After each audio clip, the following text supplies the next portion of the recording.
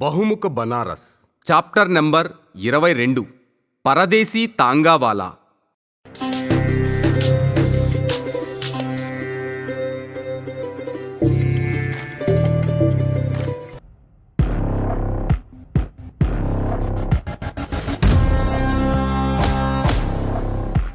రచన కిల్లాడి సత్యనారాయణ గారు. గాత్రం కేపీ కలిదిండి. పరదేశీ తాంగావాలా. ఏ నగరాధిపతి వాహనం ఎద్దో, ఏ నగరరాణి వాహనం సింహమో, ఏ నగర కుమారుడి వాహనం ఎలుకో, ఏ యువరాజు వాహనం మయూరమో, ఏ నగర కొత్వాల్ వాహనం సునకమో, ఆ నగరవాసుల వాహనం ఏమై ఉంటుంది? తాంగా, ఇక్క, బగ్గీ, గహరేబాజ్, రిక్షా, ఆటో, టోటో. తయీసా పాన్కా లేహీ బచ్చి, తవ్ చలత్ హాయి, చింతా మత్ కరా, జట్సే పౌంచా దేహబ్ అని భోజ్పురిలో యాత్రికులను పిలుస్తాడు. నేను కొంచెం కిళ్ళీ తింటాను, తర్వాత వెళ్దాం, కంగారు పడకండి, గమ్యాన్ని వేగంగా చేరుస్తాను. పరదేశీ తాంగావాలా తరచూ చెప్పే మాట ఇది. అతను పరదేశీ కాదు, అతని పేరు మాత్రమే పరదేశీ. తాంగా మీద కూర్చోడానికి ముందు అతనిచ్చే భరోసా, బనారసీ కిళ్ళీ నములుతూ చెప్పే మాట. బనారస్లో తాంగాకు విశిష్ట స్థానం ఉండేది. సంపన్నులు ఎక్కే బండి. దీని కిరాయి ఇక్కా కన్నా ఎక్కువ. జనవరి నెల మొదలయింది. సూర్యుడు సెలవు పెట్టాడు. పొగమంచు కమ్మింది. సూదులు గుచ్చుతున్నట్లుగా చలి చర్మాన్ని తాకుతోంది. తాంగా స్టాండ్ కోసం నేను నగరాన్ని జల్లెడ పడుతున్నాను. 4 ఏళ్ల క్రితం గొదౌలియా తాంగా స్టాండును బేనియాబాగ్కు తరలించారని విన్నాను. ఆ స్టాండ్కు వెళ్ళాను. అక్కడిప్పుడు ఆటో స్టాండ్ ఉంది. ఇక్కడ తాంగా స్టాండ్ ఉండాలి, ఎక్కడుంది అని ఆటో డ్రైవర్ నసీంను అడిగాను. టాంగా స్టాండ్, టాంగా కిళ్ళీ నములుతూ నవ్వాడు. ఎందుకు నవ్వుతున్నావు అని అడిగాను.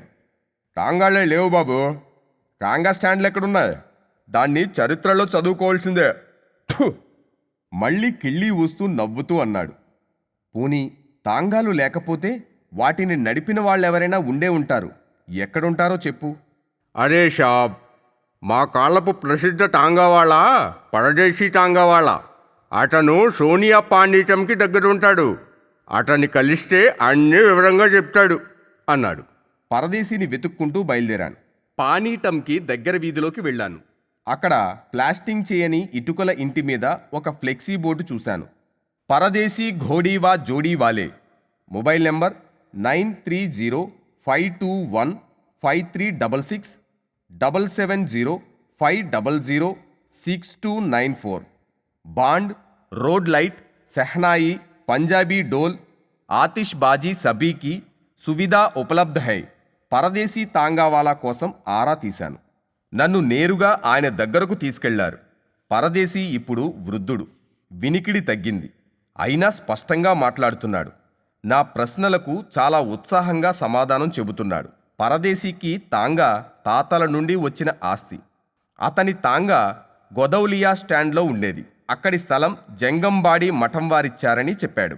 అతను ఎంతో సంతోషంగా ఇలా అన్నాడు. కాశీలో గుర్రొబ్బండి పోటీలు జరిగేవి. శ్రావణ మాసంలో ప్రతి సోమవారం ఈ పోటీలు జరిగేవి. ఇవి సారనాథ్లో ప్రారంభమయ్యేవి, గోదౌలీలో పూర్తయ్యేవి. గెలిచిన వారికి బహుమతులిచ్చేవారు. ఈ ఆటను గహరేబాజీ అంటారు. ఆ ఆటలో పాల్గొనే గుర్రపు బండి విశేషంగా ఉండేది. దీనిని రెహడీ అని పిలుస్తారు. ఈ పోటీల్లో నాకు 5 సార్లు బహుమానం వచ్చింది అంటూ అల్మిరాలో భద్రంగా దాచుకున్న షీల్డులను చూపించాడు. అప్పుడు అతని కళ్ళల్లో నుండి ఒక కాంతి నా గుండెను తాకింది. నా గుర్రం పేరు పిల్లూ సింగ్, చాలా వేగంగా పరిగెత్తేది అన్నాడు. ఈ తాంగా మీకు లాభదాయకంగా ఉండేదా అని అడిగాను. తాంగాల మీద మేము ఒక్కరమే కాదు, చాలామంది బ్రతికేవాళ్ళం. ఎంతోమంది కడుపు నింపేది అని భారంగా నిట్టూర్చాడు. ఏదో బాధ, జన్మజన్మల బంధం దూరమైపోతుందన్న దుఃఖం. ముడతలు పడిన అతని చెక్కిళ్లపై జాలువారుతున్న కన్నీటి బొట్లే అందుకు సాక్ష్యం. సర్దుకున్నాడు. మళ్ళీ నా ప్రశ్నకు సమాధానం మొదలుపెట్టాడు. గుర్రాలది ఒక ప్రత్యేక ఆర్థిక వ్యవస్థ. నాడా వేసేవాళ్ళు, కళ్ళెం వేసేవాళ్ళు, మెడగంటలు చేసేవాళ్ళు, కాళ్లకు గజ్జెలు చేసేవాళ్ళు, శనగలు, బెల్లం, ధాన్యం పొట్టు, నెయ్యి అమ్మేవాళ్ళు, కొరడా చేసేవాళ్ళు, గుర్రం పక్కకు చూడకుండా కళ్ళ పక్కన గంతలు చేసేవాళ్ళు, బండి చేసే వడ్రంగులు, పశువైద్యులు, వీరంతా తాంగా స్టాండుల చుట్టుపక్కల ఉండేవాళ్ళు. వీళ్ళందరూ దానిపైనే బ్రతికేవారు అన్నాడు. తాంగాలకు ఇక్కాలకు తేడా ఏంటి అని అడిగాను. తాంగా బడాబాబుల బండి, ఇక్క కిందోళ్ల బండి. మేం దీన్ని గాంధీ బ్రాండ్ బండిగా పిలిచేవాళ్ళం. కోర్టు వద్ద, రైల్వే స్టేషన్ల వద్ద, యూనివర్సిటీ వద్ద ఇక్కాలు ఉంటాయి. తక్కువ తిను ఎక్కువ నడు సిద్ధాంతం మీద ఈ ఇక్కా గుర్రాలు పనిచేస్తాయి అని వివరించాడు పరదేశి. పల్లెల్లోనైనా ఇక్కాలు ఉన్నాయా అని అడిగాను. ఇప్పుడు ఇక్కాలు లేవు. తార్ రోడ్డు మారుమూలలకు చేరింది. దానిపై గుర్రాలు నడవటం కష్టం. ప్రతి ఊరిలో రిక్షా, ఈ రిక్షా, ఆటో, ట్యాక్సీ వచ్చాయి. తక్కువ ఖర్చుతో తొందర ప్రయాణం. మట్టితో చేసిన చిన్న కప్పు కుల్హడ్లో టీ తెచ్చారు. కాశీలో కుల్హడ్ను పూర్వా అంటారు. ఇద్దరం తాగాం. మట్టి వాసనతో ఆ టీ స్వాదిష్టంగా ఉంది. వారణాసిలో Cantt, Manduadih, Kashi city, Sarnath railway స్టేషన్ల వద్ద రామ్నగర్, పడావ్, శివపూర్, పాండేపూర్, గోల్గడ్డ, లెహర్తారా, బీహెచ్యు, గోదౌలియా వద్ద తాంగా స్టాండులుండేవి. వీటి వల్ల నగరంలో మలినం పెరిగింది. గుర్రాల అందుబాటు కూడా తగ్గింది. గుర్రాల ఖరీదు పెరిగింది. ట్రాఫిక్ నిబంధనలు, అనుమతులు వీరికి ఇబ్బందయ్యాయి. నగరంలో పశువుల్ని అనుమతించడం లేదు. తాంగా నడిపేవాళ్లు రైతులుగా, కూలీలుగా, రిక్షా, ఆటోవాళ్లుగా మారిపోయారు. పరదేశీజీ, తాంగాలు కాకుండా మరేమైనా గుర్రపు బండ్లు ఉండేవా? కుల్హడ్ కింద పెడుతూ అడిగాను. ఇక్కాలు, తాంగాలు కనుమరుగైపోయాయి. ఎక్కడైనా ఉంటే దాని జ్ఞాపకార్థం కోసం ఉంచుకున్నట్లే. ఇవి కాకుండా బగ్గీలు, గహరేబాజులు ఉండేవి అన్నాడు పరదేశి. రెండింటికి తేడా ఏంటి అని అడిగాను. బగ్గీ చిన్నపాటి రథం, 4 చక్రాలుంటాయి. ఒక గుర్రంతో చిన్న బగ్గీ నడుస్తుంది. 2-3 గుర్రాలతో పెద్ద బగ్గీ నడుస్తుంది. ఇక్క లేదా తాంగా ఒకే గుర్రం మీద నడిచే 2 చక్రాల బండి. దీనిని సామాన్య యాత్రికుల కోసం ఉపయోగిస్తే బగ్గీని ఉత్సవాల కోసం, రాజులు, నవాబుల కోసం ఉపయోగిస్తారు అన్నాడు. ఏడాది నుండి నేనిక్కడే ఉన్నాను, ఇంతవరకు బగ్గీ చూడలేదు అన్నాను. బగ్గీలు రామ్నగర్ కోటలో, తాజ్ హోటల్లో ఉంటాయి. మీరక్కడికెళ్ళి చూడొచ్చు అన్నాడు పరదేశి. మీరు గహరేబాజ్ గురించి చెప్పలేదు అని అడిగాను. పందెం గుర్రాలను గహరేబాజ్గా చెప్పొచ్చు. నీతి నియమాలతో సంబంధం లేని ఇక్కాను గహరేబాజ్గా చెప్పుకోవచ్చు. 3 కన్నా ఎక్కువ కూర్చోకూడదు, ఎడమవైపు వెళ్ళాలి, నెమ్మదిగా నడవాలి వంటి నియమాలు దీనికి పట్టవు.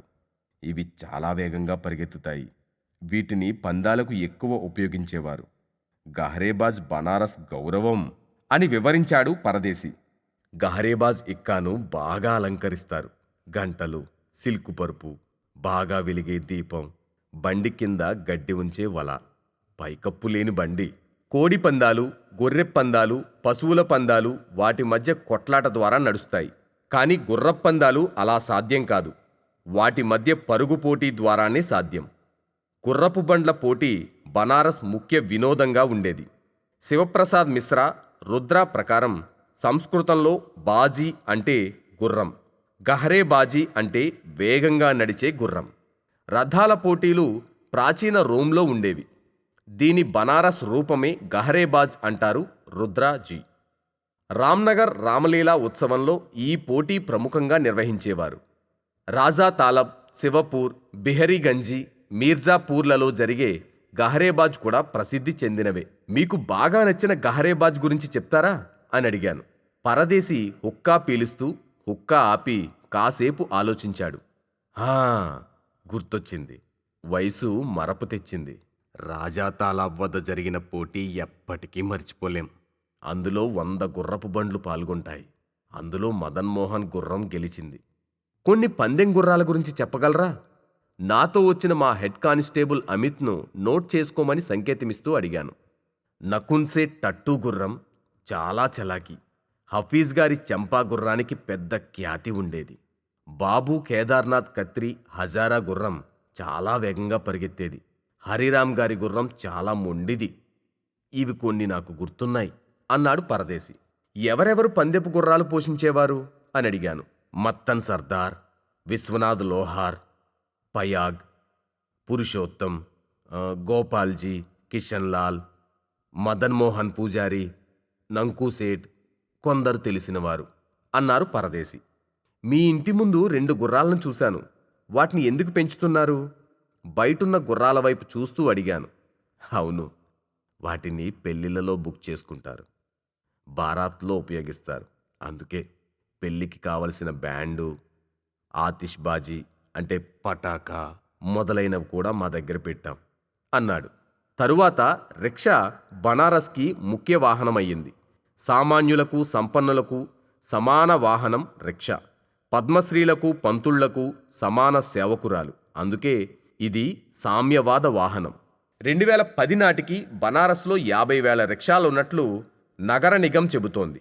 కానీ రోడ్డు మీద రిక్షాలను చూస్తే ఈ సంఖ్య 1,00,000 దాటి ఉండొచ్చనిపిస్తోంది. ఈ నగర జనాభాలో 2% రిక్షా నడిపేవాళ్లే. రిక్షాల దెబ్బకు ఇక్కాల వెన్ను విరిగింది, టాంగాల తల పగిలింది. అవి చరిత్ర పుటల్లో చేరిపోయాయి. రిక్షాలకు పోటీగా ఆటోలొచ్చాయి. నగర్ నిగం లెక్కల ప్రకారం 2023 డిసెంబర్ నాటికి రిక్షాల సంఖ్య 1774కు పడిపోయింది. ఆటోలు పెరిగాయి. ఆటోలకు సవతిపోరులా ఈ రిక్షాలు, టోటోలు వచ్చాయి. ప్రస్తుతం బనారస్లో ఈగల్లా గుంపుగా ఈ రిక్షాలు కనిపిస్తాయి. నగర్ నిగం లెక్కలను అనుసరించి 2023 డిసెంబర్ నాటికి 10,915 ఆటోలు, 20,437 టోటోలు ఉన్నాయి. ఎక్కాలు, బగ్గీలు కనుమరుగయ్యాయి. దశాశ్వమేధ ఘాట్, అస్సీ ఘాట్ వద్ద రిక్షాలు నడుస్తున్నాయి. విశ్వనాథ మందిర మార్గంలో 4 చక్రాలను అనుమతించడం లేదు. అందుకే గోదోలియా, మైదాగీన్ వద్ద చాలా రిక్షాలుంటాయి. యాత్రికులను గుడికి తీసుకెళ్తున్నాయి. విదేశీయులు రిక్షాను ఎక్కువగా వాడుతున్నారు. నడవగల శక్తి ఉండి నడవని మనుషుల్ని, లాగగలిగే శక్తి లేకున్నా లాగి తీసుకెళ్తున్న రిక్షా వాళ్ళ బ్రతుకులో వెలుగేది? అతుకుల బొంతగానే ఉంది. రెక్కాడినా డొక్కాడని వీళ్ల జీవితాలు వెలుగు చూసేదెప్పుడు? తరువాత రోజు రామ్నగర్ కోటకు వెళ్ళాను. అక్కడ మ్యూజియంలో చాలా ప్రాచీన బగ్గీలున్నాయి. మ్యూజియం నిర్వాహకుడు జేపీ పాఠక్ మంచి జ్ఞాని, పురాణాలు చదువుకున్నాడు. వరాహ పురాణం ఒక సాంస్కృతిక అధ్యయనం అనే పుస్తకం రాశారు. అతను రామ్నగర్ బగ్గీల జీవిత చరిత్రను వివరించారు. బగ్గీ బనారస్కి గుర్తుగా మిగిలిపోయింది. ఇప్పుడు బనారస్లో ఇక్కాలు లేవు, టాంగాలు చరిత్ర పుటల్లో నిలిచిపోయాయి. బగ్గీలు రాజులు, నవాబుల కోటల్లో ఉండిపోయాయి. గుర్రపు బండి పోటీలు లేవు. కాలం వేగంలో ఈ పరంపర కొట్టుకుపోయింది. పరిగెత్తే కాలంలో ఉరకలేసే వాహనాలు వచ్చాయి. ధనకేంద్రిత వ్యవస్థలో పాత పద్ధతులు ఉపేక్షకు గురయ్యాయి. తక్కువ ఖర్చుతో ఎక్కువ రాబడి తెచ్చే మాధ్యమాలు రాజ్యం చేస్తున్నాయి.